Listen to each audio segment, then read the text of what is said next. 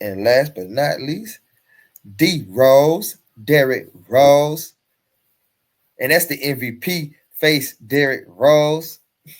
And he is neither underrated or overrated. He is a star, an absolute star. Like you can't say either one because he's just in a category of his own. All right. It's time for one of my favorite segments, overrated versus underrated. Y'all already know the drill. Gonna break down a few of these players and we gonna call it how I see it. Players, teams, and coaches. Some people out there just overhyping some of these people. They overhyping things. And some people I feel like we all just sleeping on straight greatness. So today we just gonna lay it all out there for you, and we each have 1 minute to give our take on why we think this particular player is overrated or underrated. Let us know in the comments if you're right with our takes, and always drop a like and subscribe. So first up, Jalen Hurts. So when it comes to Jalen Hurts, I'm kind of on the fence because I don't know. I wouldn't necessarily say he's underrated, but I don't think he's overrated. He's honestly a hit or miss when he's out there. And I personally don't think he's been the same since the Super Bowl with the Chiefs, but that could just be me. But I do think the team is a lot better than last year. He doesn't have to throw the ball as much because he has a power back like Saquon. So I don't know. The Eagles look good, but when it comes to Jalen Hurts, I don't really know. I'm really on the fence. Well, when it comes to Jalen Hurts, I just feel like he overrated, Hmm. but with due merit. Like he still has a nice running game. He has a running game with him with Saquon. So a lot of the times uh he don't have to really like throw the ball as much as he had to last year. You feel me? Like he don't really have to throw it as much. But even still, I feel like when he does have to throw it, it just he don't wow me. Like there's no wow factor. Yeah. His numbers be moderate.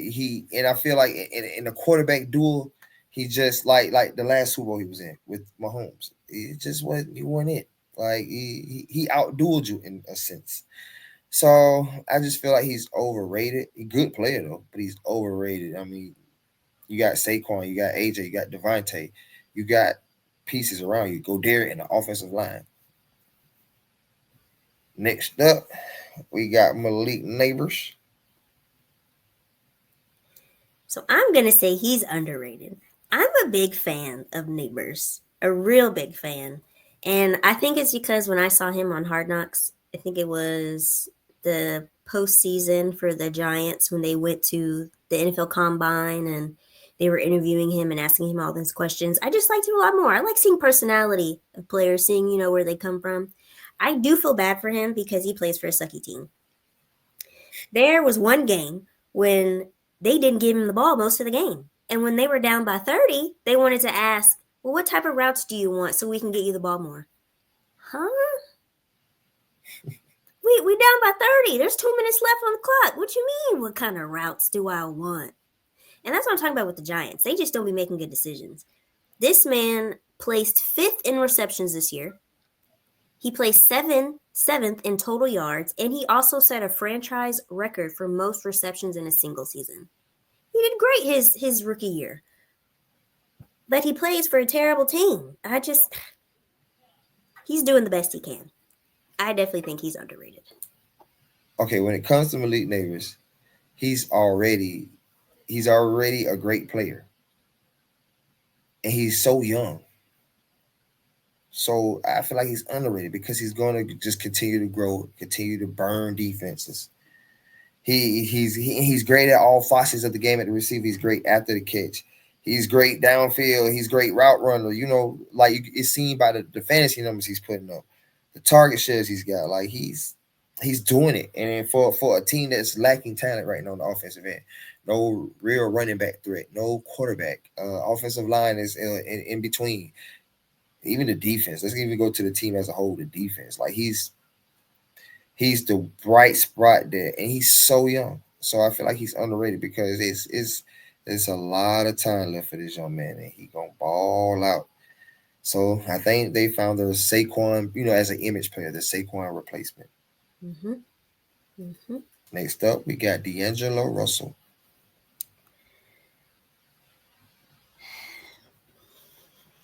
You want me to go? Yeah, you go ahead. You go ahead. You go ahead. I'll feed off of D- you. D'Angelo Russell is overrated. He's overrated. He's overrated, and I say it again, he's overrated. Right? I feel like his name is what get teams on. So now you look at his name and teams be like, okay, D'Angelo Russell. But because of that, you've been traded a few times. This is like your second stint in Brooklyn. You had a double stint with LA. It's like, oh, we don't need you. Now we need you. Now because you got to see like you don't really fit in. Like look what happened out there in LA. You had a Dalton Connect, he came alive. You got Austin Reeves who came alive out there. Then this whole tenure while you out there. You just don't do it, Playboy, for teams. That's why you are. But you're a good trade piece. But your name outweighs the way you play on the field. So therefore, I feel like you are very and highly overrated. There, you can get better value. I ain't say get better value, but you get the same value in the draft.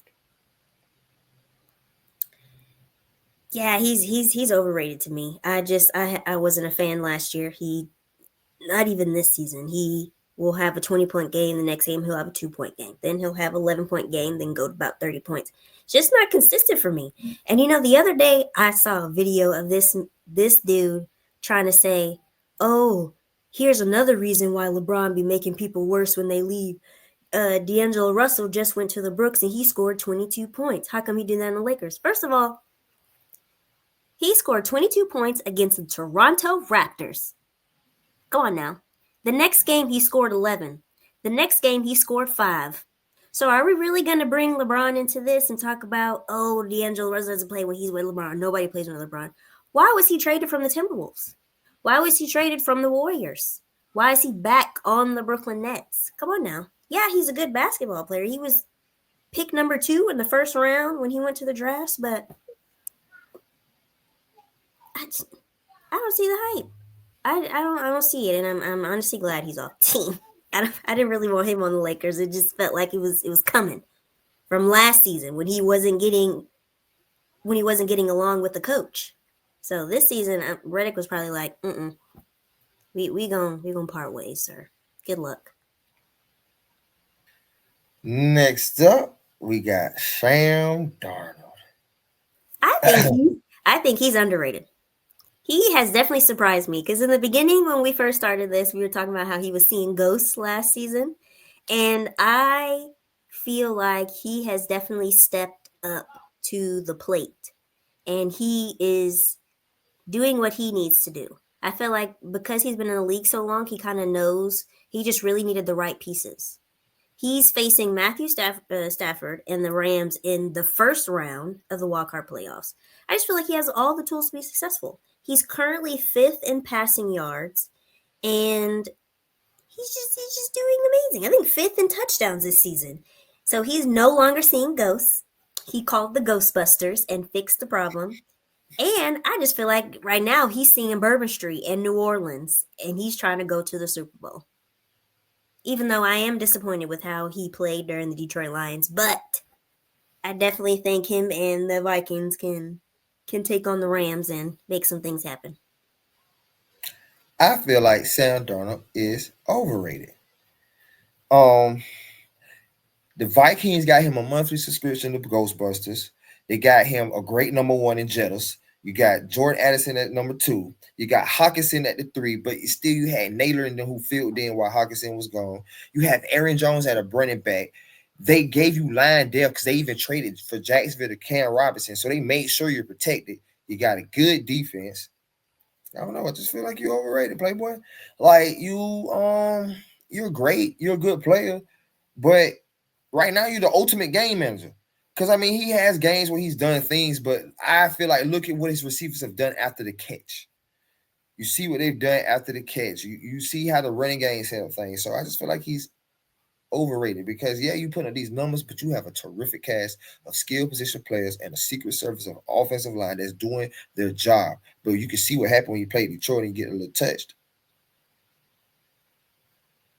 Not the same player. That's fair. And last but not least, D Rose, Derrick Rose, and that's the MVP face Derrick Rose.